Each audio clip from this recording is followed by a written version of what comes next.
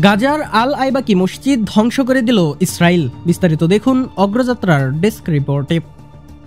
যুদ্ধবিমান থেকে বোমা হামলা চালিয়ে গাজা শহরের পূর্বে তোফাহ এলাকায় অবস্থিত আল আইবাকি মসজিদটি ধ্বংস করে দিয়েছে ইসরায়েলি বাহিনী। এই হামলার ভিডিও ছড়িয়ে পড়েছে অনলাইনেও। সেই ভিডিও যাচাই করে খবরের সত্যতা নিশ্চিত করেছে আল জাজিরা।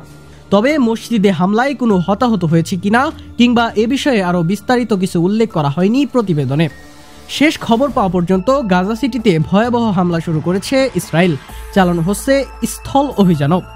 এর আগে ইয়েমেনের হুদেইদা বন্দরে বিমান হামলা চালায় ইসরায়েল। এতে বন্দরের ব্যাপক ক্ষয়ক্ষতির পাশাপাশি বেশ কয়েকজন হতাহত হয়েছে বলে খবর পাওয়া যায়। হুতি সংশ্লিষ্ট আল মাসিরাহ টিভি স্টেশন জানায়, মঙ্গলবার ইসরায়েল 12 দফা হামলা চালিয়েছে। হুতি মুখপাত্র ইয়াহিয়া সারি এক এক্স বার্তায় বলেছেন, এই মুহূর্তে আমাদের দেশের বিরুদ্ধে আগ্রাসন চালাচ্ছে ইসরায়েল যুদ্ধবিমান। আমাদের আকাশ প্রতিরক্ষা ব্যবস্থা হামলা মোকাবিলা করছে।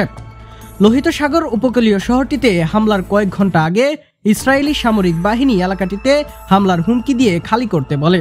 নেতানিয়াহু সরকারের দাবি, হুতিরা ইরান থেকে অস্ত্র সংগ্রহের জন্য এই বন্দর ব্যবহার করছে।